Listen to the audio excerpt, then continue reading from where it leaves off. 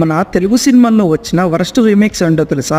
అసలు ఈ సినిమాలకి సీక్వెల్ కావాలని ఫ్యాన్స్ కూడా అడగలేదు. Number 1 Sardar Gabbar Singh. Gabbar Singh part 1 hit అయిందని పార్ట్ 2 తీశారేమో, కానీ సినిమా మాత్రం అంతగా ఏమీ లేదు. మూవీలో కామెడీ కూడా క్రింజ్ గానే అనిపిస్తుంది. Number 2 kick 2. కిక్ మూవీతో ఆడియన్స్ అందరికీ కిక్ ఎక్కేలా చేసిన రవితేజ పార్ట్ 2 తో అదే కిక్ పోయేలా చేశాడు. నెంబర్ 3 మన్మధుడు 2. ఇక ఈ సినిమా అయితే మరో కళాకాండం. ఈ సినిమాకి వెళ్ళిన ఆడియన్స్ థియేటర్ లో కోమాలోకి వెళ్లిపోవడం తప్ప వేరే ఆప్షన్ లేదన్నట్టు చేశాడు. నెంబర్ 4 రోబో 2.0.